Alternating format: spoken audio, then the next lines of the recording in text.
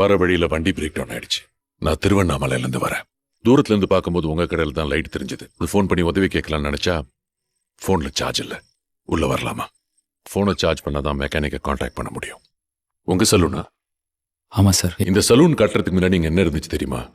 ஒரு பெரிய அரச மரம், ஆயிரக்கணக்கான கிளிகள் தங்கி இருந்துச்சு. வரும்போதெல்லாம் வண்டியை நிறுத்தி கிளிகளுக்கு தீனி போட்டு தான் போவேன். இப்ப வந்து பார்த்தா எல்லாமே மாறி இருக்கு. போன் சார்ஜர் இருக்குமா சார்? இந்த ஐபோன் சார். பக்கத்துல ஒரு மெக்கானிக் தெரியும். இஃப் யூ டோன்ட் மைண்ட் என்ன டிராப் பண்றீங்களா? அந்த லெஃப்ட்ல போ. இங்க நிறுத்திக்க. இந்த இடத்துல எப்படி சார் இவ்வளவு கூட்டம்? அவன் எங்க கடை வச்சாலும் கூட்டம் அவனை தேடி வரும். அவன் இடத்த நம்பி ஆரம்பிக்கல, அவனை நம்பி ஆரம்பிச்சிருக்கான். திருநெல்வேலியில இருட்டு கடை பத்தி தெரியுமா? கரண்டே இல்லாம இருட்டுல ஆரம்பிச்சது. சரி, இருட்டு கடை கோயில் எங்க இருக்குன்னு கேட்டா இருட்டு கடைக்கு எதிர்க்க இருக்குன்னு சொல்லுவாங்க. ஒருத்தன் நினைச்சா தன் திறமையால ஒரு லேண்ட்மார்க்கே மாத்த முடியும்ன்றதுக்கு அது உதாரணம். எப்படி இருக்கு? சூப்பரா இருக்கு. புரியுதா ஏன் இவ்வளவு கூட்டம் வருதுன்னு? ஒரு பொருள் அங்க மட்டும்தான் கிடைக்கும்னா அது எங்க இருந்தாலும் கூட்டம் தானா தேடி வரும். பூவை தேடிதான் எப்பவும் வண்டு வரும், வண்டை தேடி பூ போவாது. அதான் இயற்கை.